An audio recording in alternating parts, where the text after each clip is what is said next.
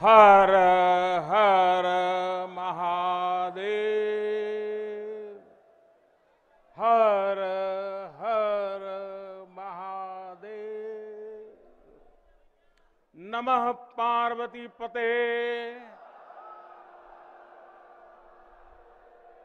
माता अन्नपूर्णा की, गंगा मैया की। इस ऐतिहासिक आयोजन में उपस्थित उत्तर प्रदेश की राज्यपाल श्रीमती आनंदीबेन पटेल, उत्तर प्रदेश के मुख्यमंत्री कर्मयोगी श्री योगी आदित्यनाथ जी, भारतीय जनता पार्टी के राष्ट्रीय अध्यक्ष, हम सबके मार्गदर्शक श्रीमान जेपी नड्डा जी, उप मुख्यमंत्री भाई केशव प्रसाद मौर्य जी, दिनेश शर्मा जी, केंद्र में मंत्रिपरिषद के मेरे साथी महेंद्र नाथ पांडे जी, उत्तर प्रदेश भारतीय जनता पार्टी के अध्यक्ष स्वतंत्र देव सिंह जी, यहां के मंत्री श्रीमान नीलकंठ तिवारी जी, देश के हर कोने से आए हुए पूज्य संतगण और मेरे प्यारे काशीवासी,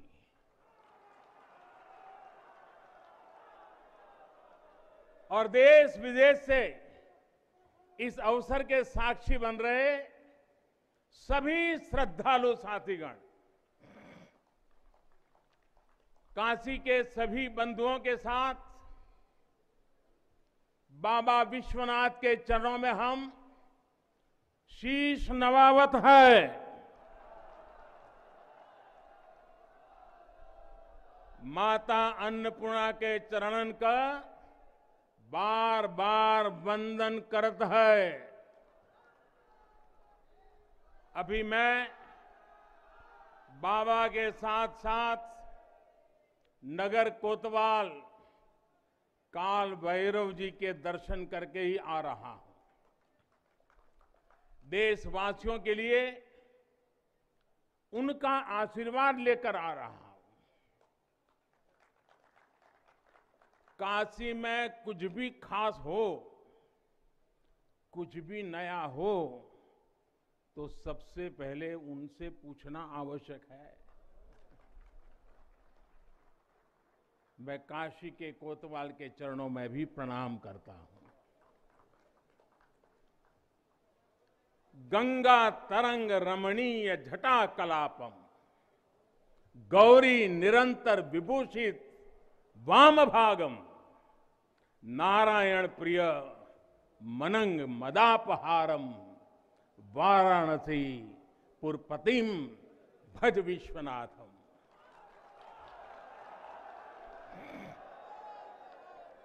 हम बाबा विश्वनाथ दरबार से देश दुनिया के उन श्रद्धालु जनन के प्रणाम करत है जो अपने अपने स्थान से इस महायज्ञ के साक्षी बनत होन। हम आप सब काशीवासी लोगन के प्रणाम करत है, जिनके सहयोग से इस शुभ घड़ी आयल है। हृदय गदगद है, मन आह्लादित है। आप सब लोगन के बहुत बहुत बधाई है।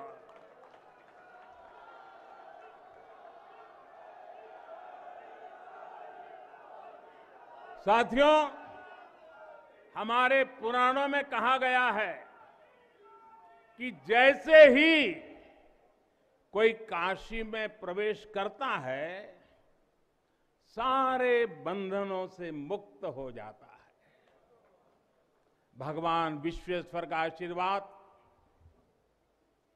एक अलौकिक ऊर्जा यहां आते ही हमारे अंतर आत्मा को जागृत कर देती है। और आज तो इस चीर चैतन्य काशी की चेतना में एक अलग ही स्पंदन है। आज आदि काशी की अलौकिकता में एक अलग ही आभा है। आज शाश्वत बनारस के संकल्पों में एक अलग ही सामर्थ्य दिख रहा है। हमने शास्त्रों में सुना है, जब भी कोई पुण्य अवसर होता है तो सारे तीर्थ, सारी देवीय शक्तियां बनारस में बाबा के पास उपस्थित हो जाती है। कुछ वैसा ही अनुभव आज मुझे बाबा के दरबार में आकर हो रहा है। ऐसा लग रहा है कि हमारा पूरा चेतन ब्रह्मांड इससे जुड़ा हुआ है। वैसे तो अपनी माया का विस्तार बाबा ही जाने, लेकिन जहां तक हमारी मानवीय दृष्टि जाती है, विश्वनाथ धाम के इस पवित्र आयोजन के इसे समय पर इस समय पूरा विश्व जुड़ा हुआ है। साथियों, आज भगवान शिव का प्रिय दिन सोमवार है। आज विक्रम संवत 2078 मार्गशीर्ष शुक्ल पक्ष दशमी तिथि एक नया इतिहास रच रही है।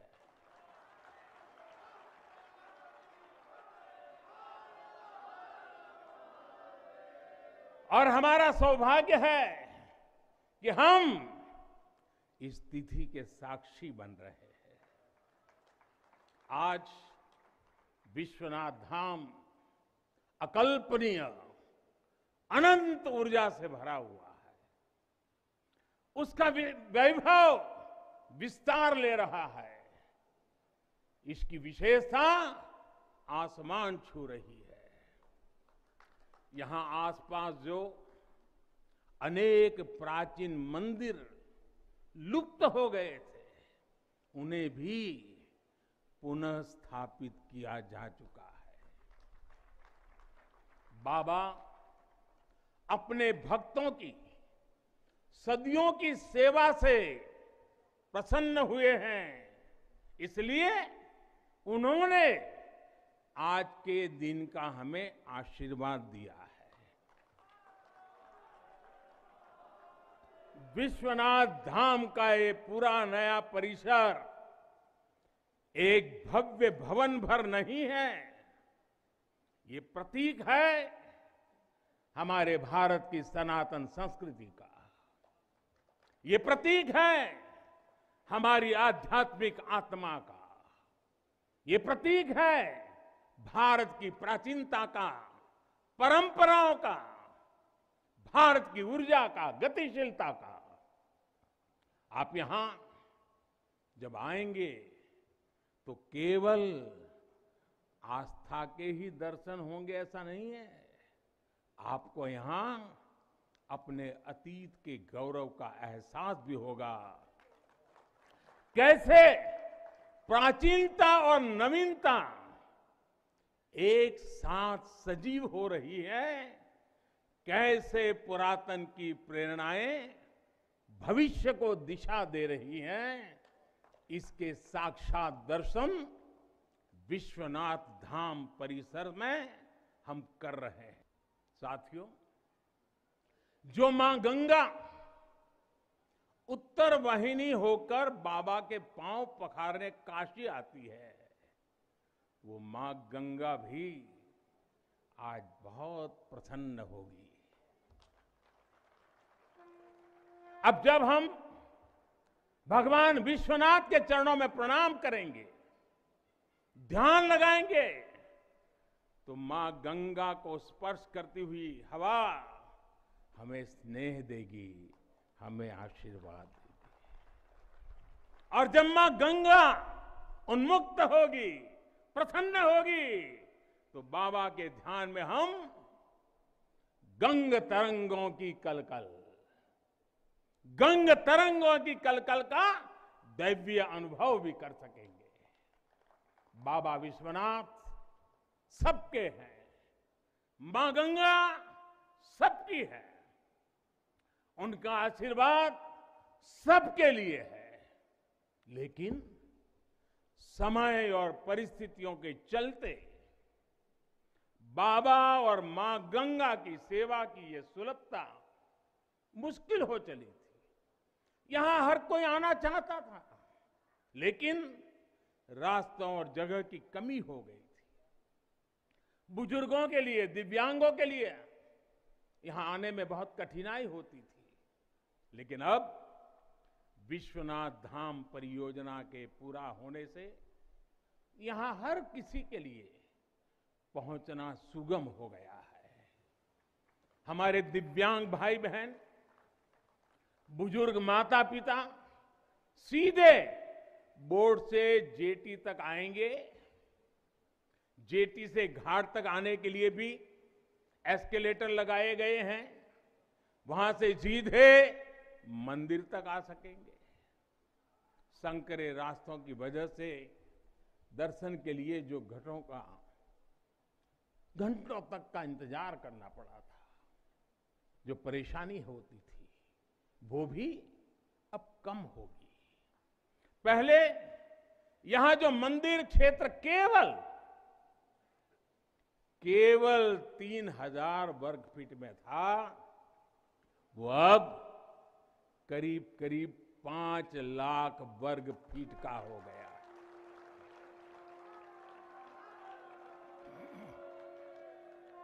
अब मंदिर और मंदिर परिसर में 50, 60, 70 हजार श्रद्धालु आ सकते हैं। यानी पहले मां गंगा का दर्शन स्नान और वहां से सीधे विश्वनाथ धाम, यही तो है हर हर महादेव। साथियों, जब मैं बनारस आया था तो एक विश्वास लेकर आया था। विश्वास अपने से ज्यादा बनारस के लोगों पर था, आप पर था। आज हिसाब किताब का समय नहीं है, लेकिन मुझे याद है तब कुछ ऐसे लोग भी थे जो बनारस के लोगों पर संदेह करते थे। कैसे होगा ही नहीं, यहां तो ऐसे ही चलता है। ये मोदी जी जैसे बहुत आके गए।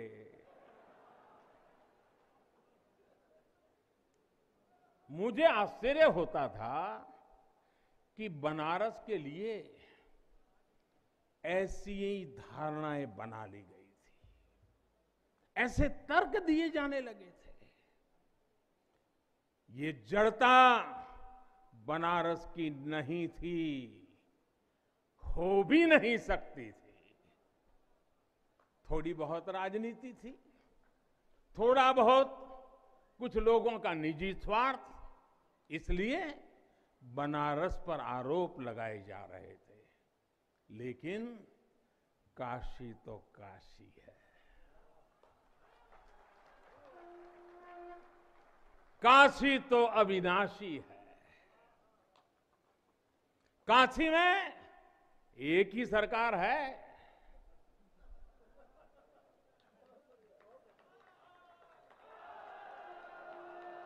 जिनके हाथों में डमरू है, उनकी सरकार है। जहां गंगा अपनी धारा बदलकर बहती हो, उस काशी को भला कौन रोक सकता है। काशी खंड में भगवान शंकर ने खुद कहा है, बिना मम प्रसादम वै कह काशी प्रति प्रद्युत्ते। अर्थात बिना मेरी प्रसन्नता के काशी में कौन आ सकता है, कौन इसका सेवन कर सकता है। काशी में महादेव की इच्छा के बिना न कोई आता है और न यहां उनकी इच्छा के बिना कुछ होता है। यहां जो कुछ होता है महादेव की इच्छा से होता है। ये जो कुछ भी हुआ है महादेव ने ही किया है।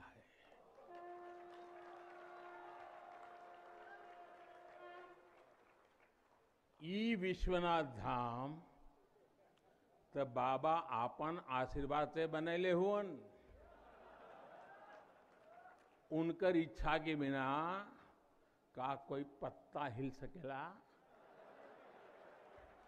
कोई कितना बड़ा हवे तो अपने घरे का होइए,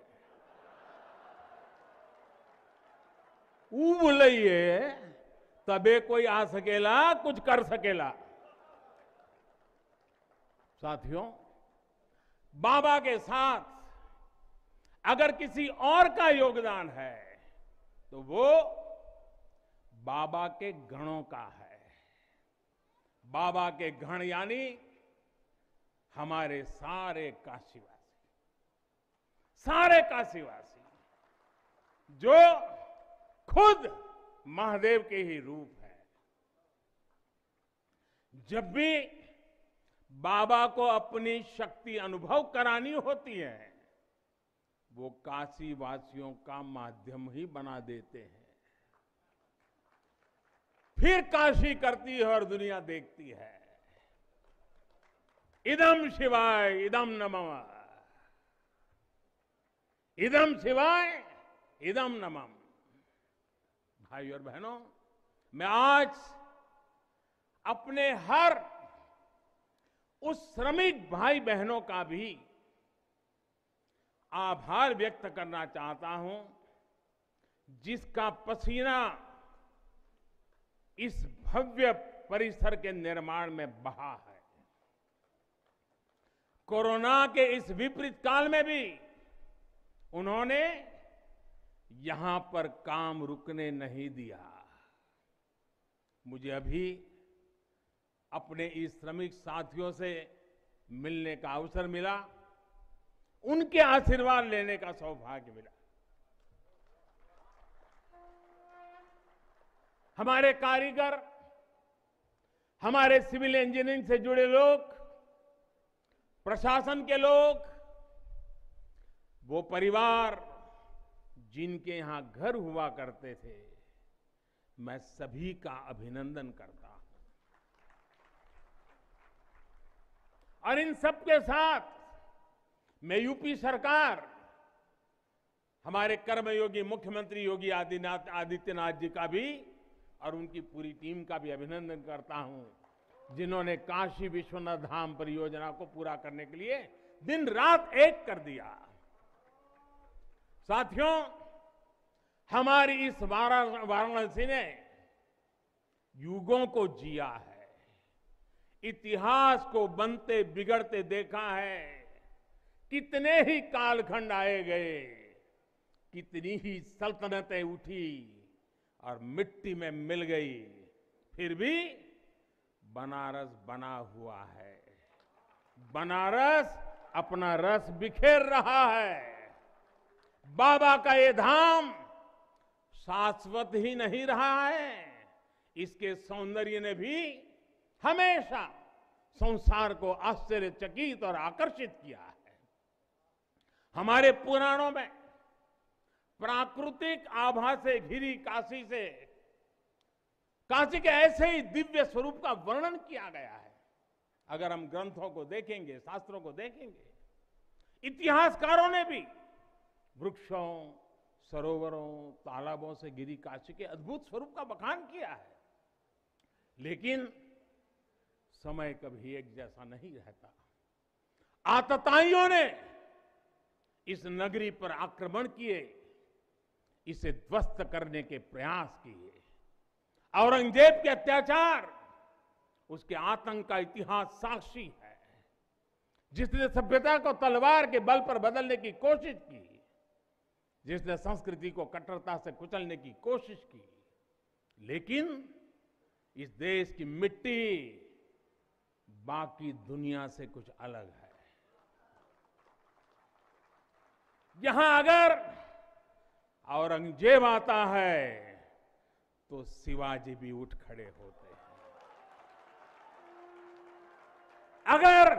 अगर कोई सालार मसूद इधर बढ़ता है तो राजा सुहेलदेव जैसे वीर योद्धा उसे हमारी एकता की ताकत का एहसास करा देते हैं। और अंग्रेजों के दौर में भी वॉरेन हेस्टिंग का क्या हाल काशी के लोगों ने किया था। ये तो काशी के लोग समय समय पर बोलते रहते हैं और काशी की जुबान पे निकलता है, घोड़े पर हौदा और हाथी पर जिन जान लेकर भागल वॉरेन हेस्टिंग। साथियों, आज समय का चक्र देखिए, आतंक के वो पर्याय इतिहास के काले पन्नों तक सिमट कर रह गए हैं और मेरी काशी आगे बढ़ रही है, अपने गौरव को फिर से नई भव्यता दे रही है। साथियों, काशी के बारे में मैं जितना बोलता हूं उतना डूबता जाता हूं, उतना ही भावुक हो जाता हूं। काशी शब्दों का विषय नहीं है,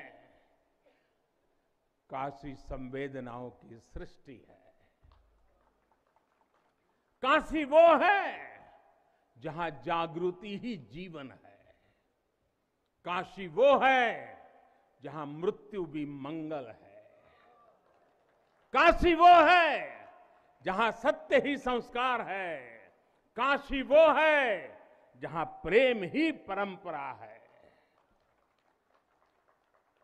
भाइयों बहनों, हमारे शास्त्रों ने भी काशी की महिमा गाते हुए आखिर में क्या कहा? नेति नेति ही कहा है। यानी जो कहा उतना ही नहीं है, उससे भी आगे कितना कुछ है। हमारे शास्त्रों ने कहा है, शिवम ज्ञायन इति ब्रूयो, शिवः शब्दार्थ चिंतका, अर्थात शिव शब्द का चिंतन करने वाले लोग शिव को ही ज्ञान कहते हैं। इसलिए ये काशी शिवमयी है, ये काशी ज्ञानमयी है और इसलिए ज्ञान, शोध, अनुसंधान ये काशी और भारत के लिए स्वाभाविक निष्ठा रहे हैं। भगवान शिव ने स्वयं कहा है, सर्व क्षेत्रेषु भूपृष्ठे, सर्व क्षेत्रेषु भूपृष्ठे काशी क्षेत्रम च मे वपु, अर्थात धरती के सभी क्षेत्रों में काशी साक्षात मेरा ही शरीर है। इसलिए यहां का पत्थर, यहां का हर पत्थर शंकर है। इसलिए हम अपनी काशी को सजीव मानते हैं और इसी भाव से हमें अपने देश के कण कण में मातृभाव का बोध होता है। हमारे शास्त्रों का वाक्य है, दृश्यते स्वर्ग सर्वे है, काश्यम विश्वेश्वर तथा, यानी काशी में सर्वत्र हर जीव में भगवान विश्वेश्वर के ही दर्शन होते हैं। इसलिए काशी जीवत्व को सीधे शिवत्व से जोड़ती है। हमारे ऋषियों ने भी कहा है, विश्वेश्वम शरणम याया समे बुद्धि प्रदास्यति, अर्थात भगवान विश्वेश्वर की शरण में आने पर समबुद्धि व्याप्त हो जाती है। बनारस वो नगर है जहां से जगत गुरु शंकराचार्य को श्री डोम राजा की पवित्रता से प्रेरणा मिली। उन्होंने देश को एकता के सूत्र में बांधने का संकल्प लिया। ये वो जगह है जहां भगवान शंकर की प्रेरणा से गोस्वामी तुलसीदास जी ने रामचरितमानस जैसी अलौकिक रचना की। यहीं की धरती सारनाथ में भगवान बुद्ध का बोध संसार के लिए प्रकट हुआ। समाज सुधार के लिए कबीरदास जैसे मनीषी यहां प्रकट हुए। समाज को जोड़ने की जरूरत थी तो संत रविदास जी की भक्ति की शक्ति का केंद्र भी ये काशी बनी। ये काशी अहिंसा और तप की प्रतिमूर्ति 4 जैन तीर्थंकरों की धरती है। राजा हरिश्चंद्र की सत्यनिष्ठा से लेकर वल्लभाचार्य और रामानंद जी के ज्ञान तक, चैतन्य महाप्रभु और समर्थ गुरु रामदास के से लेकर स्वामी विवेकानंद और मदन मोहन मालवीय तक कितने ही ऋषियों और आचार्यों का संबंध काशी की पवित्र धरती से रहा है। छत्रपति शिवाजी महाराज ने यहां प्रेरणा पाई। रानी लक्ष्मीबाई से लेकर चंद्रशेखर आजाद तक कितने ही सेनानियों की कर्मभूमि जन्मभूमि काशी रही है। भारतेंदु हरिश्चंद्र, जयशंकर प्रसाद, मुंशी प्रेमचंद, पंडित रविशंकर और बिस्मिल्लाह खान जैसी प्रतिभाएं इस स्मरण को कहां तक लेते जाएं, कितना कहते जाएं, भंडार भरा पड़ा है। जिस तरह काशी अनंत है वैसे ही काशी का योगदान भी अनंत है। काशी के विकास में इन अनंत पुण्य आत्माओं की ऊर्जा शामिल है। इस विकास में भारत की अनंत परंपराओं की विरासत शामिल है। इसलिए हर मत मतांतर के लोग, हर भाषा वर्ग के लोग यहां आते हैं तो यहां से अपना जुड़ाव महसूस करते हैं। साथियों, काशी हमारे भारत की सांस्कृतिक, आध्यात्मिक,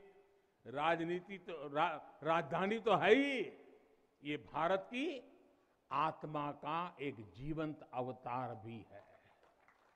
आप देखिए, पूरब और उत्तर को जोड़ती हुई यूपी में बसी ये काशी, यहां विश्वनाथ मंदिर को तोड़ा गया तो मंदिर का पुनर्निर्माण माता अहल्याबाई होलकर ने करवाया।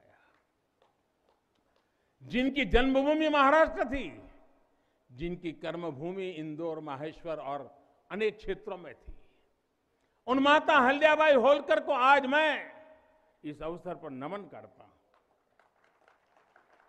200-250 साल पहले उन्होंने काशी के लिए इतना कुछ किया था, तब के बाद काशी के लिए इतना काम अब हुआ है।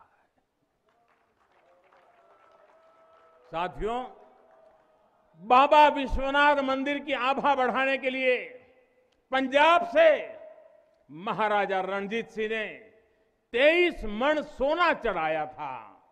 इसके शिखर पर सोना मढ़वाया था।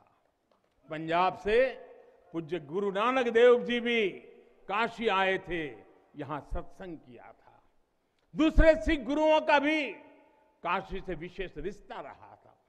पंजाब के लोगों ने काशी के पुनर्निर्माण के लिए दिल खोलकर दान दिया था। पूरब में बंगाल की रानी भवानी ने बनारस के विकास के लिए अपना सब कुछ अर्पण किया। मैसूर और दूसरे दक्षिण भारतीय राजाओं का भी बनारस के लिए बहुत बड़ा योगदान रहा है। एक ऐसा शहर है जहां आपको उत्तर, दक्षिण, नेपाली, लगभग हर तरह की शैली के मंदिर दिख जाएंगे। विश्वनाथ मंदिर इसी आध्यात्मिक चेतना का केंद्र रहा है और अब ये विश्वनाथ धाम परिसर अपने भव्य रूप में इस चेतना को और ऊर्जा देगा। साथियों, दक्षिण भारत के लोगों की काशी के प्रति आस्था, दक्षिण भारत का काशी पर और काशी का दक्षिण भारत पर प्रभाव हम सब भली भांति जानते हैं।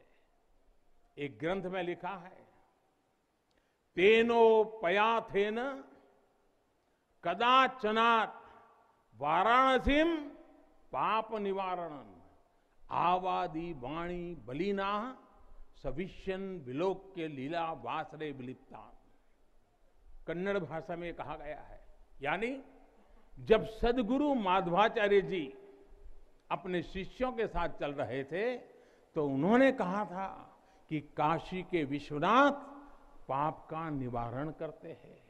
उन्होंने अपने शिष्यों को काशी के वैभव और उसकी महिमा के बारे में भी समझाया। साथियों, सदियों पहले की ये भावना निरंतर चली आ रही है। मां कवि सुब्रमण्यम भारती काशी प्रवास ने जिनके जीवन की दिशा बदल दी, उन्होंने एक जगह लिखा है, तमिल में लिखा है, काशी नगर पुलवर पेशुम उरई दान, कांजी इल के पदर कौर खरुबी सेवोम। यानी काशी नगरी के संत कवि का भाषण कांचीपुर में सुनने का साधन बनाएंगे। काशी से निकला हर संदेश ही इतना व्यापक है कि देश की दिशा बदल देता है। वैसे मैं एक बात और कहूंगा, मेरा पुराना अनुभव है, हमारे घाट पर रहने वाले, नाव चलाने वाले कई बनारसी साथी तो, और आपने भी कभी अनुभव किया होगा, तमिल, कन्नड़ा, तेलुगु, मलयालम इतनी फराटेदार तरीके से बोलते हैं कि लगता है कि कहीं केरला, तमिलनाडु या कर्नाटक तो नहीं आ गए। अब इतना बढ़िया बोलते हैं। साथियों, भारत की हजारों सालों की ऊर्जा ऐसे ही तो सुरक्षित रही है, संरक्षित रही है। जब अलग अलग स्थानों के क्षेत्रों के सूत्र से जुड़ते हैं तो भारत एक भारत श्रेष्ठ भारत के रूप में जागृत होता है। इसलिए हमें सौराष्ट्र सोमनाथम से लेकर अयोध्या, मथुरा, माया, काशी, कांची, अवंतिका का हर दिन स्मरण करना सिखाया जाता है। हमारे यहां तो 12 ज्योतिर्लिंगों के स्मरण का ही फल बताया गया है। तस्य तस्य फल प्राप्ति ही भविष्यति न संशय। यानी सोमनाथ से लेकर विश्वनाथ तक 12 ज्योतिर्लिंगों का स्मरण करने से हर संकल्प सिद्ध हो जाता है, इसमें कोई संशय ही नहीं है। ये संशय इसलिए नहीं है क्योंकि स्मरण के बहाने पूरे भारत का भाव एकजुट हो जाता है, और जब भारत का भाव आ जाए तो संशय कहां रह जाता है, असंभव क्या बचता है। साथियों, ये भी सिर्फ संयोग नहीं है कि जब भी काशी ने करवट ली है, कुछ नया किया है, देश का भाग्य भी बदला है। बीते 7 वर्षों से काशी में चल रहा विकास का महायज्ञ आज एक नई ऊर्जा को प्राप्त कर रहा है। काशी विश्वनाथ धाम का लोकार्पण भारत को एक निर्णायक दिशा देगा, एक उज्जवल भविष्य की तरफ ले जाएगा। ये परिसर साक्षी है हमारे सामर्थ्य का, हमारे कर्तव्य का। अगर सोच लिया जाए, ठान लिया जाए तो असंभव कुछ भी नहीं है। हर भारतवासी की भुजाओं में वो बल है, हर भारतवासी की भुजाओं में वो बल है जो अकल्पनीय को साकार कर देता है। हम तप जानते हैं, हम तपस्या जानते हैं, देश के लिए दिन रात खपना जानते हैं। चुनौती कितनी ही बड़ी क्यों ना हो, हम भारतीय मिलकर उसे परास्त कर सकते हैं। विनाश करने वालों की शक्ति कभी भारत की शक्ति और भारत की भक्ति से बड़ी नहीं हो सकती। याद रखिए, जैसी दृष्टि से हम खुद को देखेंगे, वैसी ही दृष्टि से विश्व भी हमें देखेगा। मुझे खुशी है कि सदियों की गुलामी ने हम पर जो प्रभाव डाला था, जिस हिंद भावना से भारत को भर दिया गया था, अब आज का भारत उससे बाहर निकल रहा है। आज का भारत सिर्फ सोमनाथ मंदिर का सौंदर्यीकरण ही नहीं करता, बल्कि समंदर में हजारों किलोमीटर ऑप्टिकल फाइबर भी बिछा रहा है। आज का भारत सिर्फ बाबा केदारनाथ मंदिर का जीर्णोद्धार ही नहीं कर रहा, बल्कि अपने दमखम पर अंतरिक्ष में भारतीयों को भेजने की तैयारी में जुटा है। आज का भारत सिर्फ अयोध्या में प्रभु श्री राम का मंदिर ही नहीं बना रहा, बल्कि देश के हर जिले में मेडिकल कॉलेज भी बना रहा है। आज का भारत सिर्फ बाबा विश्वनाथ धाम को भव्य रूप ही नहीं दे रहा, बल्कि गरीब के लिए करोड़ों पक्के घर भी बना रहा है।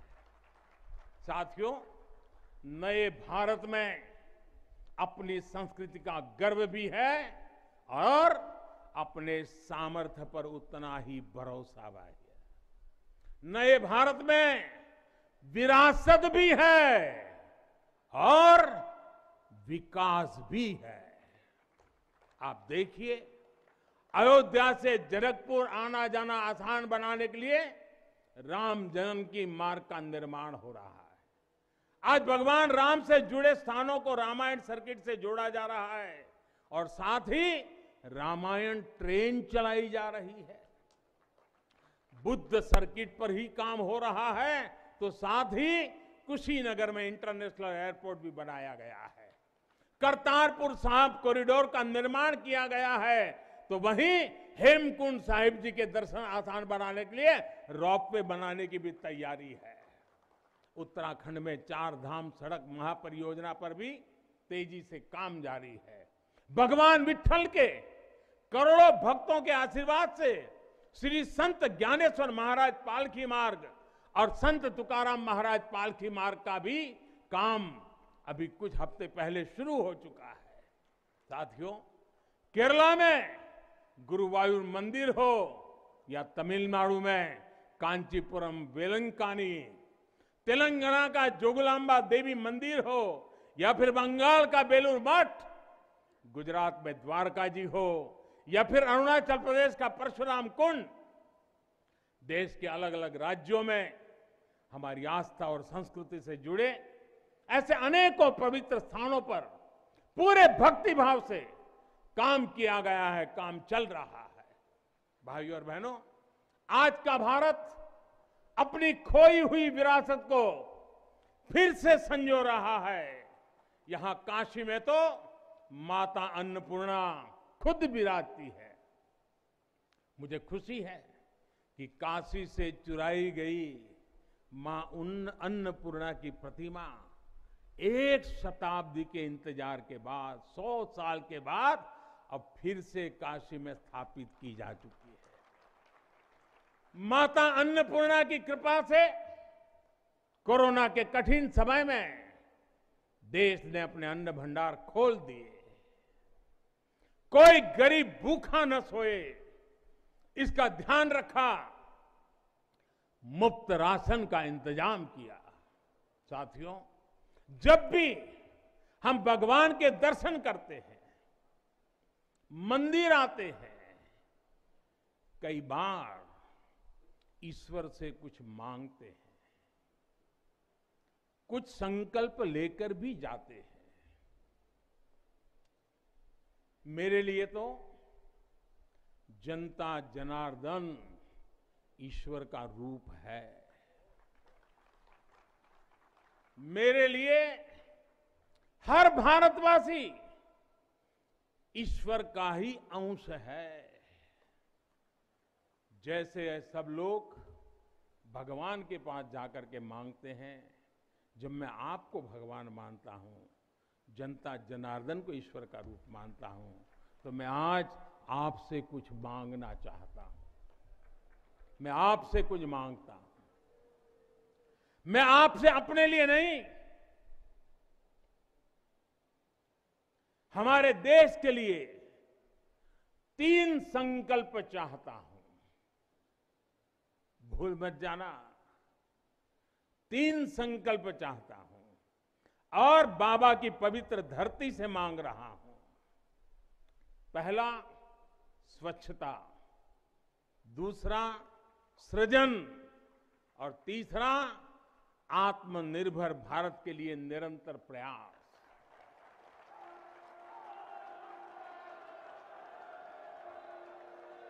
स्वच्छता जीवन शैली होती है, स्वच्छता अनुशासन होती है। ये अपने साथ कर्तव्यों की एक बहुत बड़ी श्रृंखला लेकर आती है। भारत चाहे जितना ही विकास करे, स्वच्छ नहीं रहेगा तो हमारे लिए आगे बढ़ पाना मुश्किल होगा। इस दिशा में हमने बहुत कुछ किया है, लेकिन हमें अपने प्रयासों को और बढ़ाने होंगे।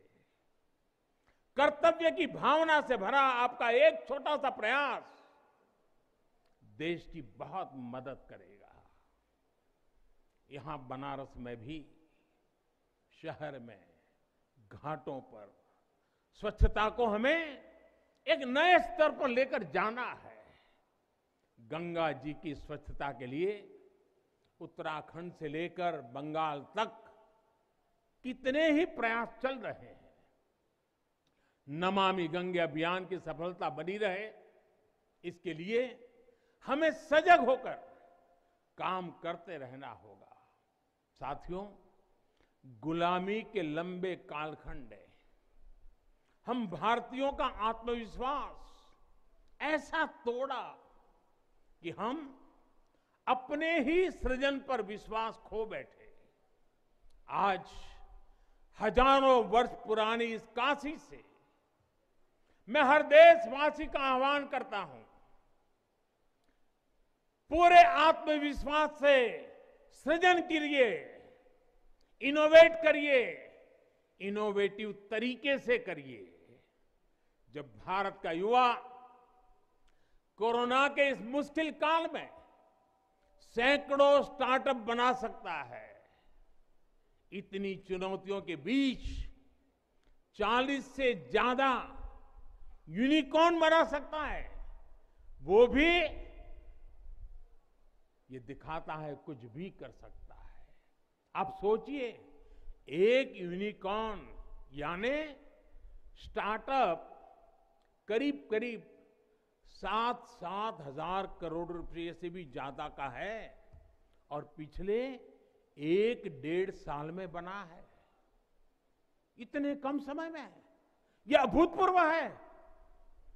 हर भारतवासी जहां भी है, जिस भी क्षेत्र में है, देश के लिए कुछ नया करने का प्रयास करेगा, तभी नए मार्ग मिलेंगे, नए मार्ग बनेंगे और हर नई मंजिल पाकर रहेंगे। भाइयों और बहनों, तीसरा एक संकल्प जो आज हमें लेना है, वो है आत्मनिर्भर भारत के लिए अपने प्रयास बढ़ाने का। ये आजादी का अमृत काल है। हम आजादी के 75वें साल में है, जब भारत 100 साल की आजादी का समारोह बनाएगा। तब का भारत कैसा होगा, इसके लिए हमें अभी से काम करना होगा और इसके लिए जरूरी है हमारा आत्मनिर्भर होना। जब हम देश में बनी चीजों पर गर्व करेंगे, जब हम लोकल के लिए वोकल होंगे, जब हम ऐसी चीजों को खरीदेंगे जिसे बनाने में किसी भारतीय का पसीना बहा हो, तो इस अभियान को मदद करेंगे। अमृत काल में भारत 130 करोड़ देशवासियों के प्रयासों से, सबके प्रयासों से आगे बढ़ रहा है। महादेव की कृपा से, हर भारतवासी के प्रयास से हम आत्मनिर्भर भारत का सपना सच होता देखेंगे। इसी विश्वास के साथ मैं बाबा विश्वनाथ के, माता अन्नपूर्णा के, काशी कोतवाल के, और सभी देवी देवताओं के चरणों में एक बार फिर प्रणाम करता हूं। इतनी बड़ी तादाद में देश के अलग अलग कोने से पूज्य संत महात्मा पधारे हैं। ये हमारे लिए, मुझ जैसे एक सामान्य नागरिक के लिए ये सौभाग्य की पल है। मैं सभी संतों का, सभी पूज्य महात्माओं का सर झुका करके हृदय से अभिनंदन करता हूं, प्रणाम करता हूं। मैं आज सभी काशीवासियों को, देशवासियों को फिर से बधाई देता हूं, बहुत बहुत शुभकामनाएं देता हूं। हर हर महादेव, हर हर महादेव, हर हर महादेव।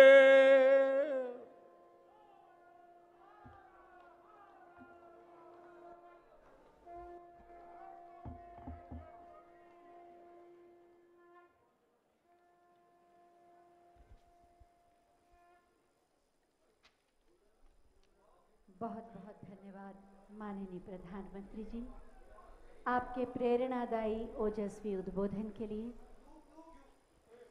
पूज्य संतों